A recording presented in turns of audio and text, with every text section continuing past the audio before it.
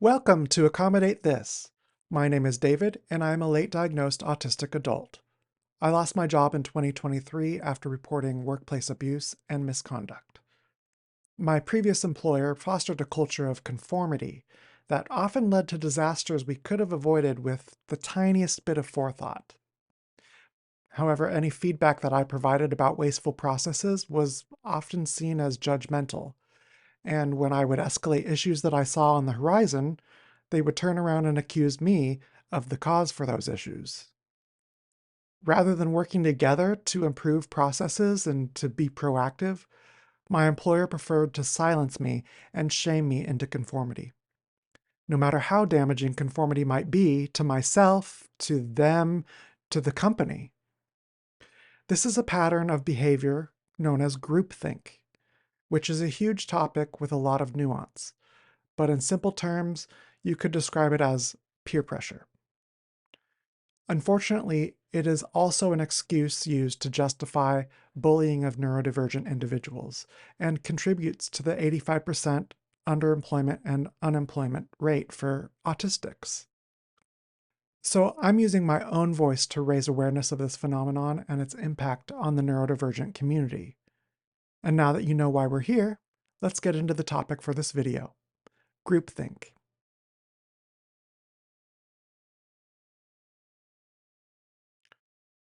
Groupthink was coined by social psychologist Irving Janis in 1972, but the idea was inspired by William White's 1952 article in Fortune magazine and George Orwell's book, 1984. The concept refers to a cognitive bias where people prioritize harmony and conformity within a group, and often at the expense of their own personal beliefs. This can lead to a deterioration in mental efficiency, reality testing, and moral judgments. There are 8 symptoms of groupthink: illusion of invulnerability, belief in inherent group morality, illusion of unanimity, collective rationalization, self-censorship, pressure on dissenters, and stereotypes of outsiders and self-appointed mind guards. Symptoms of groupthink arise when members of a decision-making group avoid being harsh in their judgments of their leaders' or colleagues' ideas, so they adopt a soft line of criticism, even in their own beliefs. In meetings, all the members are amiable and seek complete unanimity, or at least majority agreement, on every important issue. They prefer no bickering or conflict to spoil the cozy we feeling that they get from being part of the in-group. But paradoxically, soft-headed groups like this tend to be hard-hearted when it comes to dealing with people in the out-group. They often resort to dehumanizing tactics and resist pursuing alternative solutions.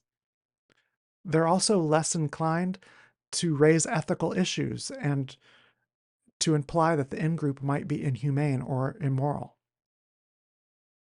So the more agreeable the members of the in-group, the greater danger that independent critical thinking will be replaced by groupthink. And when groupthink becomes dominant, there's a considerable suppression of critical thought. Groupthink often takes the form of each person deciding their own concerns aren't relevant and should be set aside. And any doubt or uncertainties should be suspended in favor of group consensus. The result is often irrational and dehumanizing against the outgroup. Studies show that there are many factors contributing to social conformity. There are contextual factors such as fear of isolation, social influence, desire of group membership, desire of social approval, organizational culture, and personal factors such as lack of information, lack of confidence, fear of embarrassment, or lack of self-esteem. A study conducted in 2001 concluded that overemphasis on conformity reduces the reasoning and judgment ability of employees in the organization. Rigid organizational structures like this result in herding behavior, mobbing, which is a form of group bullying, and suppressing their own values, reducing reasonability, and affecting job satisfaction.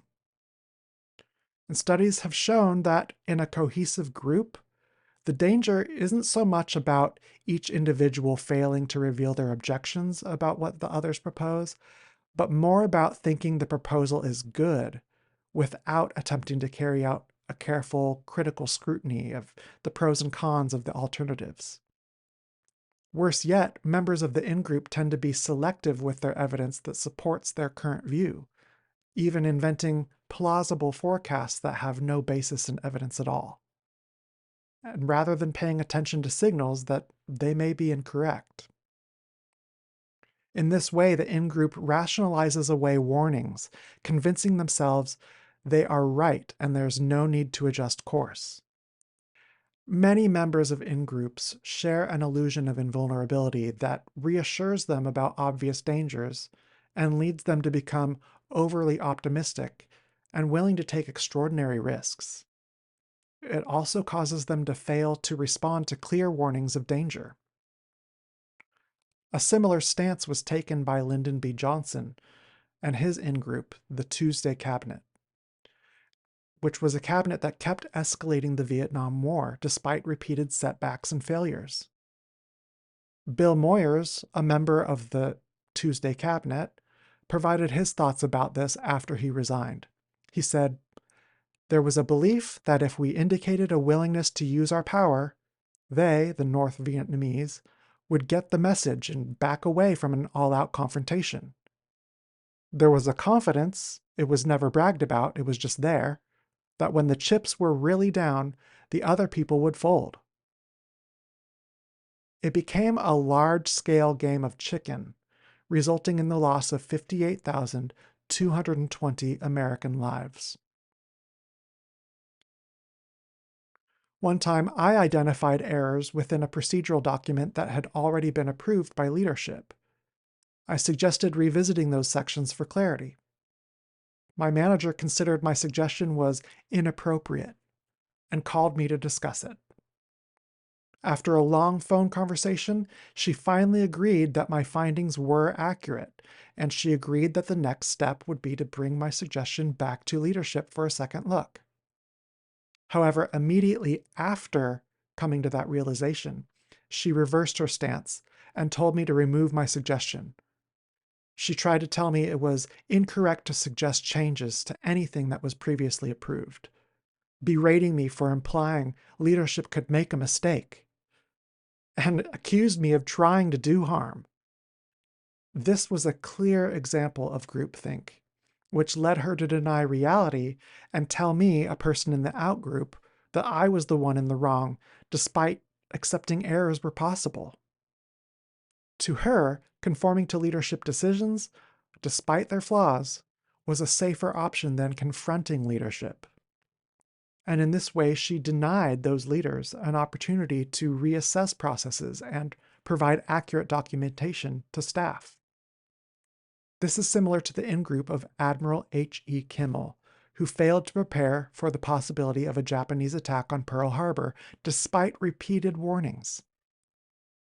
When informed of Japanese aircraft carriers, Kimmel joked, "What, you don't know where the carriers are? Do you mean to say that they could be rounding Diamond Head and you wouldn't know it?" The carriers were in fact moving full steam toward Kimmel's location. And labeling the danger as purely a laughing matter is a characteristic manifestation of groupthink. Just like with Pearl Harbor, the in-group reinforced the group's optimism about being on the road to victory, claiming Japan wouldn't dare attack Hawaii because it would precipitate an all-out war in which the US would surely win. Overconfidence and a sense of invulnerability are clear manifestations of groupthink. So they made no attempt to look at the situation through the eyes of the Japanese leaders. Another manifestation of groupthink.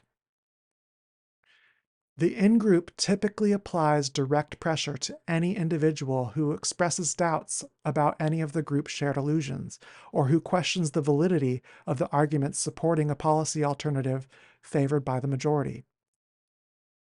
And this pressure can be taken too far, becoming workplace bullying. Here's what that may look like: giving heavy workloads to an individual, denying leaves of absence, allocating menial tasks, shifting opinions, overruling the victim's decision, professionally attacking, openly flaunting one's status and power, excessive monitoring, unfair criticism, judging work wrongly, blocking promotion, ignoring the victim, and not returning phone calls, memos, and emails. I was subjected to most of these tactics in my previous job, which ultimately led to me losing my job. And this isn't a hypothetical issue. This is real. Workplace bullying not only leads to psychological harm, but also to health-related issues, financial loss, increased staff turnover, lowered morale, reduced productivity, and loss of loyalty. One researcher boldly claimed, "Workplace bullying could be a more crippling and devastating problem for employees than all other work-related stress put together." While several laws have been passed in the US about discrimination, none exist to protect human dignity. And we've learned in past videos that affirmative action laws do very little to combat the groupthink that contributes to workplace bullying. In fact, managers and supervisors identified as participating in bullying behavior were reportedly rewarded with promotions, as if the biggest bully gets the best promotion every time. Studies showed that this stems from a belief that it's okay to bully, harass, and threaten if it suits their agenda. It's seen as a political tactic and used to gain advantage over another. But it's not okay. It's dangerous and discriminatory, and we shouldn't tolerate it any longer. The in-group may assume inherent morality to avoid feelings of shame or guilt for their bullying behavior. Negative stereotypes about the out-group may even function as stress-reducing devices to enhance a sense of moral righteousness as well as pride in the lofty mission of the in-group. And that enables members to seek consensus, avoid critical thought, and justify their dehumanizing tactics. But conformity is not a virtue, and nonconformity is not inherently bad. There are a couple ways to perceive nonconformists. There's the wildcard nonconformist who is only in it for themselves. And then there's those who use positive nonconformity. Positive nonconformity, or positive deviance, could be seen as the opposite of groupthink, because it involves going against the group in a way that helps solve problems or benefit communities. It's been identified as effectively taking action to prevent harm and negative consequences, and to counter behavior that erodes professional values or creates negative outcomes. Maverick is a term used to describe someone who is positively nonconforming. Mavericks are perceived by the in-group as employees who disregard organizational policies and procedures, inviting huge risks in the pursuit of goals that sit outside what the organization dictates as the core business or practice. But one study showed Mavericks challenge norms for the benefit of others, including the organization. They're not wildcard nonconformists, because they do in fact conform positively to higher level norms and organizational goals. So another way to perceive mavericks is to recognize that they are defiant for very good reason. This type of bounded nonconformity or positive nonconformity is key for organizations to address blind spots, mitigate perceptions of the risks posed by mavericks, and maximize the rewards mavericks can offer through informed ideas, radical change, and innovation. Mavericks may seem unorthodox, but in the bigger picture, they are the out-of-box thinkers driving innovation. They are the ones providing effective governance and risk management for the organization. They're not a threat, but they still trigger the alarm centers of the neurotypical brain. And if the neurotypical person relies too heavily on their immediate reactions, rather than thinking rationally, they may actually perceive that maverick as a threat and will treat them accordingly. A study from the 1950s and the 1960s showed that about a third of people will disregard what they see right in front of them in order to conform to others. Yet autistic children and adults were shown to be significantly more likely to give a correct answer despite its popularity. This results in autistics, who are already in the minority, to become part of the outgroup. And this makes us more vulnerable to the dehumanizing aspects of groupthink. In fact, a 2021 study found that workplace bullying is one of the most cited reasons why autistic workers have either been fired or forced to leave a previous job.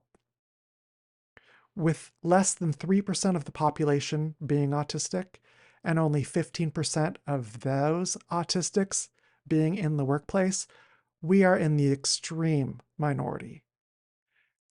And despite this challenge, we're still more likely to put the company and customers ahead of ego, to think outside the box, and to avoid groupthink more than our neurotypical counterparts.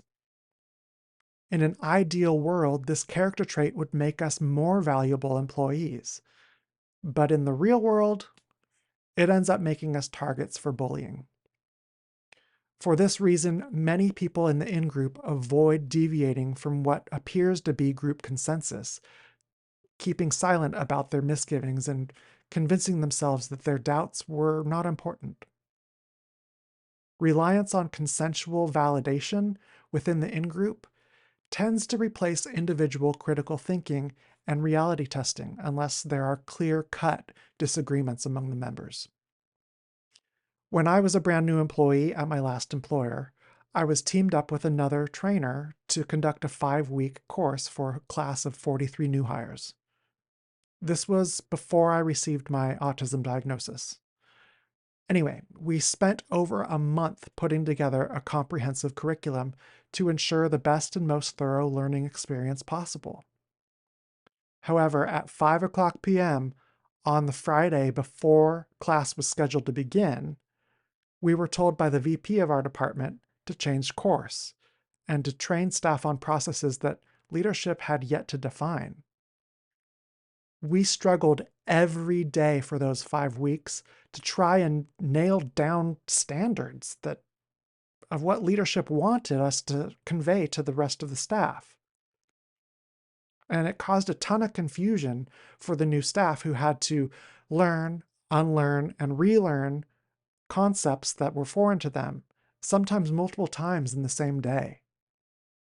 And near the end of the 5 weeks, the class was so distraught and unprepared for their jobs, they couldn't take it anymore and they started to complain.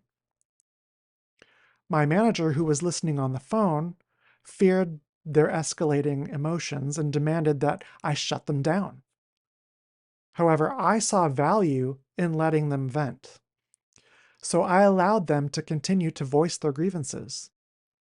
I empathized with them, expressing my own dissatisfaction with how things went down, and recommitted to working towards solutions for them. Ultimately, they got it all out of their systems, and we established a bond of trust that lasted for years beyond that class. Studies show that companies could benefit from encouraging employees to air their grievances, share their doubts, and rethink the entire issue before making a definitive decision. As many companies stand, executives usually tend to innovate after making a mistake to avoid repeating errors that deflate their self-image. Instead, top priority should be given to prevent groupthink. Heuristics or mental shortcuts used to make quick decisions may seem cost-effective, but they lead to systemic and predictable errors. A better understanding of biases could improve judgments and decisions in situations of uncertainty. But critical thinking and nonconformity do not come naturally to most people. And I mean that literally. Neurotypical brains are wired to naturally conform, while autistic brains are wired for natural nonconformity. Medical scientists have studied the human brain and narrowed down the precise region responsible for conforming behaviors. Here's a short anatomy lesson. This is the human brain as seen from above and from the side. The wrinkly outer region is known as the cerebral cortex, and it covers most of the brain. The cortex is divided into 4 lobes: frontal, parietal, occipital, and temporal. Think of these brain images as brain maps. If you wanted to find a particular region on a map, you may use directional terms such as north, south, east, and west. We need a few more directional terms when it comes to the brain because we aren't always facing the same direction, and it is in 3 dimensions. Looking at the brain from the top, if you refer to an area toward the sides, those areas are called lateral. Areas toward the middle of the brain are called medial. If you look at the brain from the side profile, referring to an area toward the top is called dorsal.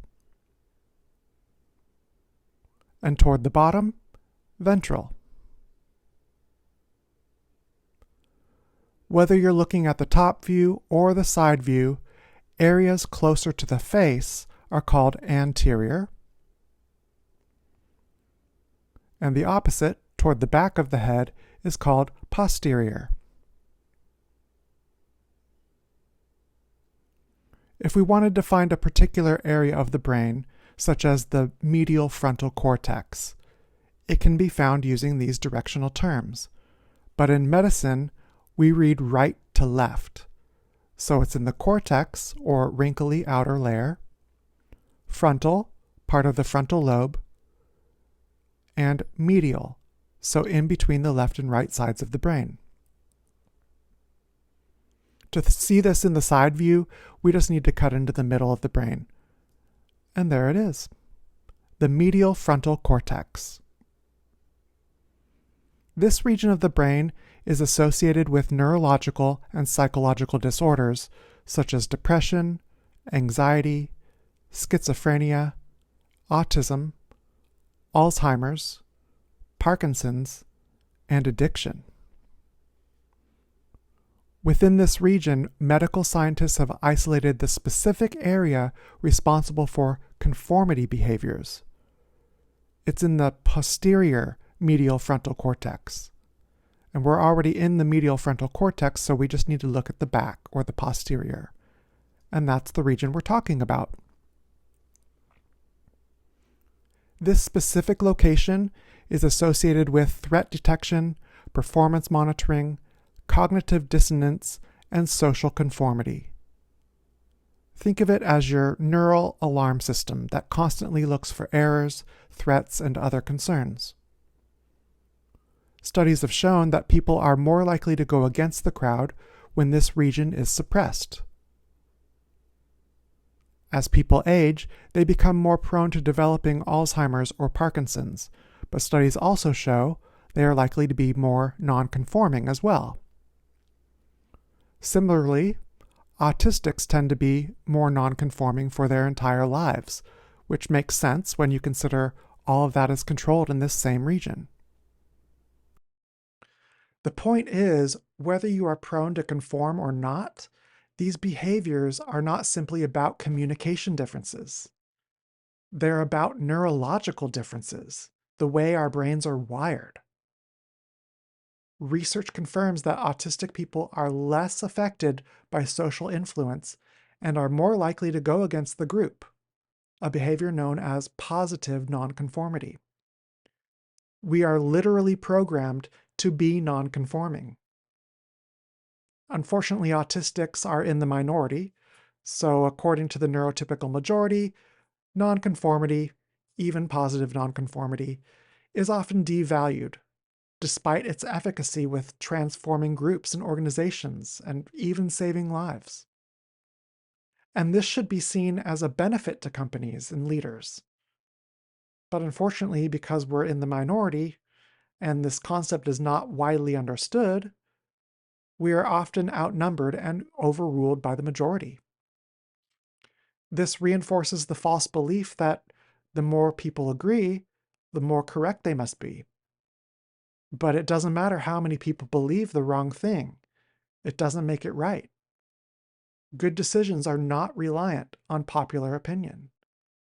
Remember these sayings from childhood? Two wrongs don't make a right, and if everyone jumped off a bridge, should you? These are good lessons, wise in their simplicity, but they don't make it any less easy to override our wiring.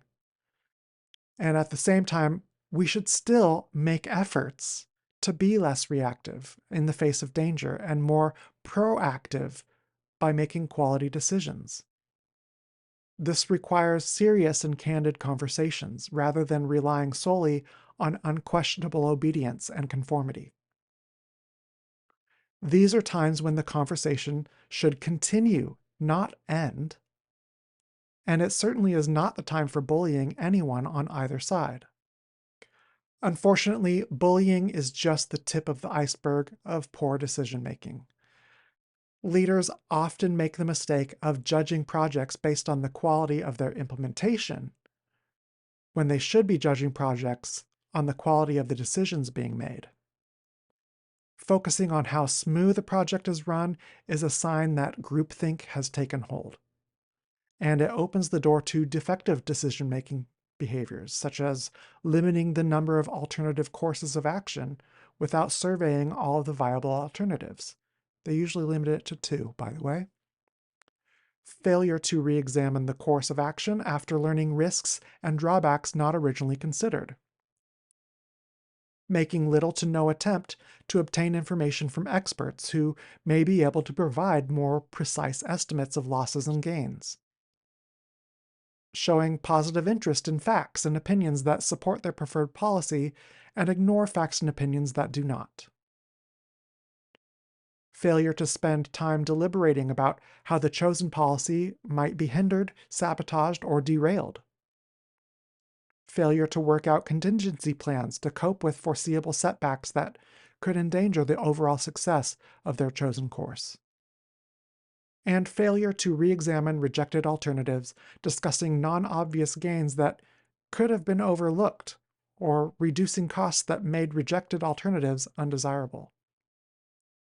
One study found nursing students who often repeated an incorrect vital sign given to them by someone else rather than speak up and say something different. Similar research showed nursing and medical students making an incorrect diagnosis based on incorrect vital signs that they were given by people who were being purposefully deceitful. And another study showed about 88% of them were willing to ask an intern to wash their hands, but only 40% were willing to ask a consultant to wash theirs, indicating hierarchies are also important to the neurotypical mind. When asked, the most common reason given was that it was not their place, despite knowing that hand washing literally saves lives. Nonconformity has been proven time and again to be effective at transforming groups and organizations and even saving lives. Fear of exclusion and a desire to be part of the team motivate people to align their opinions, their views, and their beliefs with the majority. Yet time and again, this has been shown to suppress creativity and innovation, ultimately affecting organizational change and overall functioning of the organization. They are essentially going along to get along, which is stifling at the least and disastrous at the most. It's time to take a hard look at what groupthink is doing to us. It's time for the majority to be less reliant on their natural fear responses.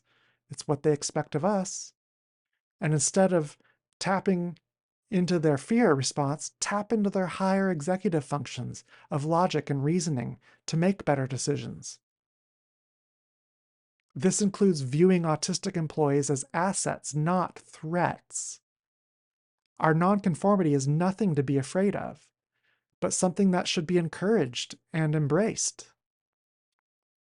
I know it's difficult to ignore your natural brain signals. They are strong impulses that have kept our ancestors alive for millennia, but everyone has blind spots, and only fools ignore them. We do not need to be led by fear. We can develop creative solutions by leaning on each other's strengths and differences. Poking fun or harassing those with dissenting views is not only short-sighted, it can be dangerous and considered discrimination based on brain differences. Differences in thought and planning, particularly differences that can make us safer and less likely to fail, are essential elements for progress.